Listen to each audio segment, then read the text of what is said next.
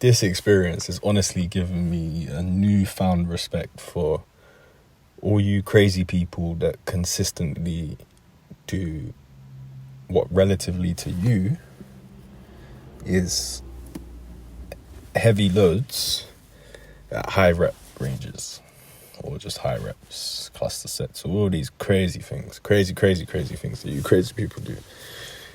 Because today, I felt like I don't even know, I had been chewed up and spat out by God knows what. And it was really nice. It was absolutely disgusting, but I mean, at the end of it, felt good. Felt pretty much on top of the world. However, it didn't start very well. I found myself trying what I guess you could say was like a new mental practice, a new mental routine of staying locked in and super focused throughout my warm-up in an attempt to carry that focus over into the main set. Because I just had one working set today. However, and before doing a cluster. However, that didn't seem to work, and I found in my main set, it started off a little bit shaky. My form was slightly off, which probably due to overthinking in hindsight. Watching it back, I didn't really like the way my squats looked at all. I didn't feel great, but I didn't feel anywhere nearly as bad as I did last squat session. My stomach was still a little bit off. I made a mistake again today with regards to eating and the time in which I ate relative to the workout, which again is just a note to be taken, something that I can iron out.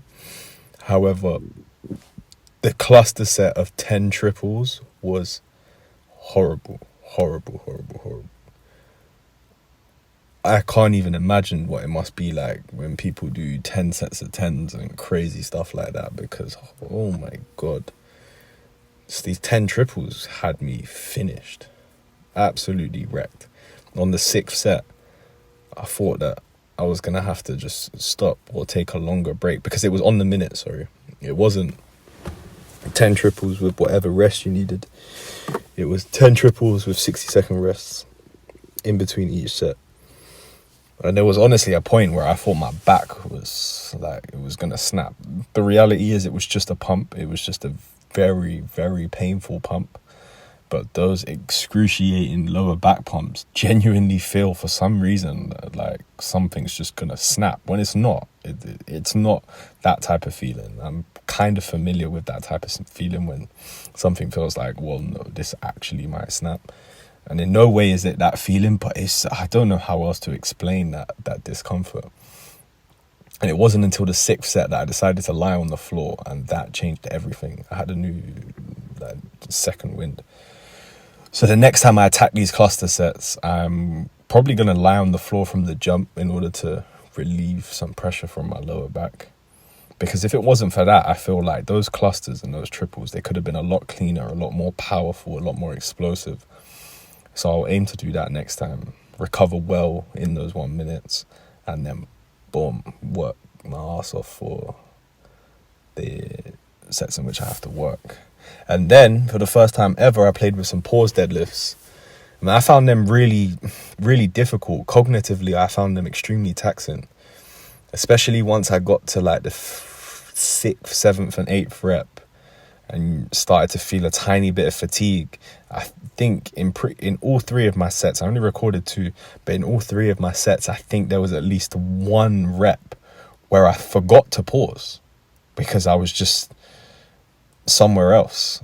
And I think there's a chance that on 1 or 2 of the sets that I did 1 more rep than I should have, which isn't the end of the world, but just goes to show, like, that surprised me. That element of the pause deadlift surprised me a lot. I did not expect the cognitive load to be as high as it was. In combination with the warm-up, like the warm-up taught me a lot, and I'm very grateful that I warmed up. I warmed up because I had a huge rest. As anybody who knows, who's watched my channel for a while now, I'm blessed with time. I'm extremely time rich, so I'm not shy I don't shy away from spending a lot of time working out. I'll be real. And after my cluster set of squats, I must have taken about a half an hour, 45-minute rest, just talking to a friend before my deadlifts. And during the warm-up of the deadlifts, I did a proper warm-up, the warm-up that I've actually gravitated towards, which I got from the guy who wrote the program template. It's 10, 4, 4, 3, 2, 1, and my body responds to it really, really well. Anyway, during the warm-up for the pause deadlifts, I started noticing that I was lighting up my lower back like nobody's business. I quickly realized that I was pausing way too low. I needed to pause a lot higher in order to create the second portion of in order to make the second portion of the move much more hip thrust like. Once I'd done that, it changed the game, and I started enjoying those pauses much, much more. So I'm looking forward to working on them and incorporating them. I'm almost certain that for the rest of this block, they will be the deadlift variation that I focus on. The first variant I used for my first deadlift variation session was the trap bar, and I enjoyed it, and I definitely believe there's a place for it, and I will use it in a block eventually. I didn't use it wisely. I didn't use it well.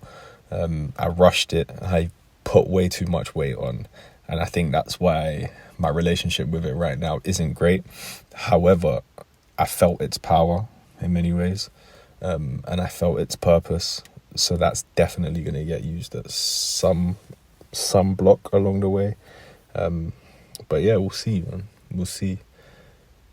Yeah, it feels like I went to hell and back today, honestly. And I know to some people, even to some people that I'm close to at the gym, like what I did today, they'll eat that for breakfast. But for me, that was a heavy dinner, boy. That was a Christmas dinner with the trimmings and all that. Yeah, but we move on to tomorrow.